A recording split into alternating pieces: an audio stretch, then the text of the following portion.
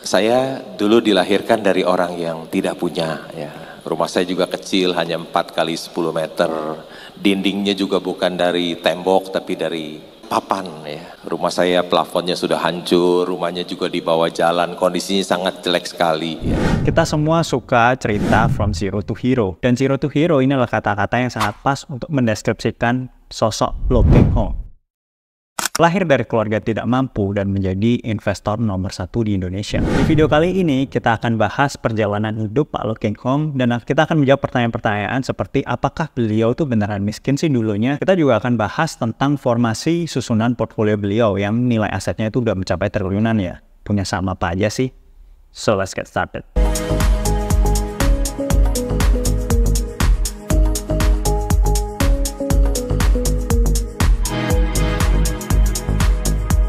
Pak Loh Keng Hong sendiri ini lahir di Jakarta di tahun 1959. Tapi orang tua beliau itu lahir di desa kecil di Kalimantan Barat, desa Peniti 30 km dari kota Pontianak. Dan kerjaan ayah beliau itu adalah pemecah buah kelapa. Kerjaannya itu aja dari pagi sampai sore. Ini cukup menarik juga ya, karena banyak orang-orang Indonesia itu yang nggak tahu. Sebenarnya banyak juga warga Indonesia etnis Tionghoa itu yang miskin, terutama di daerah luar Jawa, seperti di Kalimantan. Jadi di Kalimantan Barat itu banyak orang Indonesia keturunan Tionghoa yang jadi petani dan nelayan. Waktu kecil beliau tinggal di rumah 4 kali 10 dan temboknya itu bukan dari bata, tapi dari papan. Atas rumahnya itu nggak pakai plafon, tapi langsung genteng.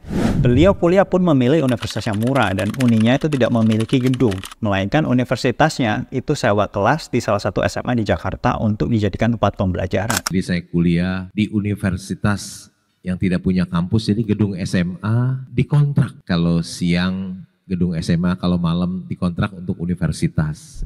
Sembari kuliah, Pak Loh ini juga menjadi pegawai bank. Mulai dari teller dan bahkan 11 tahun sempat di posisi yang sama dan gajinya itu tidak naik. Dan saya kurang beruntung ya, selama 11 tahun itu jabatan saya kelerak terus, nggak naik pangkat ya.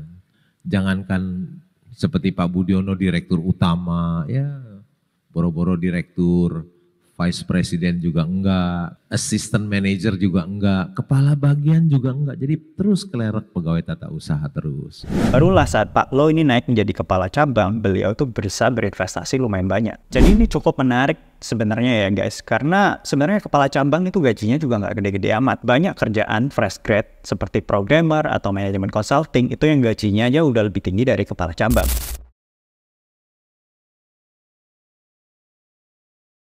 Pak Loh pertama kali investasi itu di tahun 1989. Jadi ini saat beliau berusia 30 tahun. Cenderung lumayan telat ya. Tapi balik lagi ini harusnya bisa jadi motivasi buat teman-teman. Kalau misal Pak Loh aja bisa mulai investasi di umur 30 tahun dan jadi salah satu investor terkaya di Indonesia, kenapa teman-teman nantinya nggak bakal bisa juga? Sama sekali saya nggak ngerti tentang saham, pada usia saya sudah 30 tahun ya. Kalau kita lihat Warren Buffett itu menjadi seorang investor saham yang terhebat di dunia. Dia sudah membeli saham ketika usianya 11 tahun. Tapi saya baru tahu saham terlambat sekali ketika usia saya 30 tahun.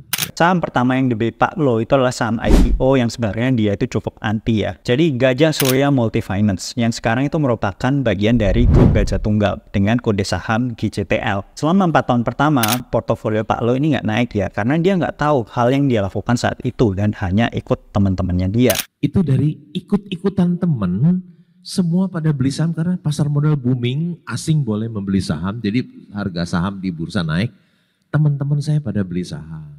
Jadi saya ikut-ikutan beli saham, tapi beli kucing dalam karung, tidak tahu apa yang saya beli. Ya, jadi ini analoginya itu sama seperti yang dia sering bilang ya, beli kucing dalam karung. Ditambah dengan kondisi market yang kurang kondusif di tahun 90-an dengan suku bunga yang tinggi. Tapi bukannya malah nyerah, beliau malah menekuni investasi dan mempelajari berbagai metode investasi dan akhirnya menemukan bahwa dia itu paling suka ajaran Warren Buffett. Jadi awalnya hanya ikut-ikutan teman kerja beliau untuk beli saham, sekarang dia punya prinsip investasi sendiri yang dia pegang teguh sampai sekarang, yaitu beli Mercy harga bajai atau beli saham perusahaan yang bagus yang dinilai rendah atau murah oleh pasar. Udahlah, ini Mercy harga bajai, saya beli aja jadi pemegang saham. Jadi mulai dari saat monetary policy global udah mulai easing di tahun 93, porto Pak Loh Keng Hong ini mulai meluncur.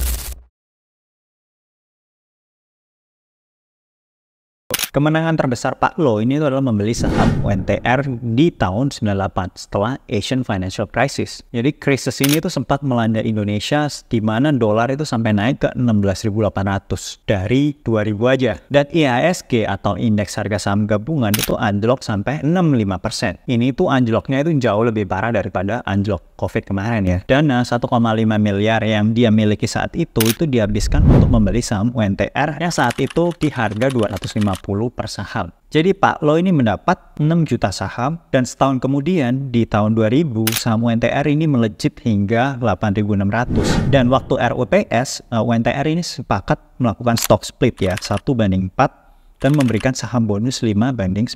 Pak Lo mengambil semuanya sehingga kepemilikan sahamnya itu tidak mengalami dilusi. 8 tahun kemudian, ini adalah saat di mana nama Lo Keng Kong itu mencuat menjadi super investor. Harga saham UNTR melesat hingga 15.000 atau naik 5.900% dari harga waktu Pak Lo Keng Kong beli. Dari modal 1,5 miliar, nilai saham ini terus meningkat hingga menembus 100 miliar. Di tahun 2018, ketika kasus flu burung sedang marak-maraknya, Pak Lo ini malah berani membeli saham pakan ternak ayam, yaitu PT Multibreeder Adirama Indonesia, MBAI kode sahamnya, yang kini itu sudah merger dengan Japfa atau kode saham JPFA. Dan di sini beliau tuh dapat cuan yang luar biasa juga, dan porto beliau saat itu udah diestimasikan sekitar 2 triliun rupiah.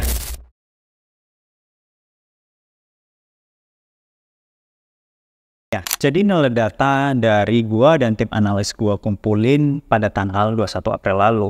Yuk kita telusuri satu-satu. Jadi untuk yang pertama, beliau punya saham di sektor properti, itu adalah Intiland dengan kode saham DILD. Kepemilikan beliau sekarang itu 135 miliar rupiah. Di sektor media dan hiburan, beliau ada BMTR dengan kepemilikan sebesar 248 miliar rupiah. Dan di otomotif itu ada Gajah Tunggal ya dengan kode saham GJTL dengan kepemilikan sebesar 217 miliar rupiah. Dan di sektor energi ini ada yang lumayan banyak, itulah ABMN atau ABM Investama dengan kepemilikan sebesar 506 miliar. Dan di sektor perbankan ada dua ya, yaitu NISP dan BNGA, yaitu Bank OCBC sama CMB Niaga ya, dengan kepemilikan masing-masing itu 158 dan 51 miliar rupiah. Ada juga CFIN ya, Clipan Finance dengan kode saham CFIN, itu di sektor keuangan dengan kepemilikan sebesar 100 miliar rupiah. Ada juga di Palm Oil CPO, kode emitennya itu ANJT dengan kepemilikan cuman 3,6 miliar sih. Apakah ada saham yang dipunya Pak Lo Keng Kong yang kita miss? Mungkin aja ada ya. Contohnya kita baru tahu jika beliau adalah investor individu terbesar di Pegas atau Pertamina Gas Negara. Beliau itu merupakan investor terbesar nomor 8 overall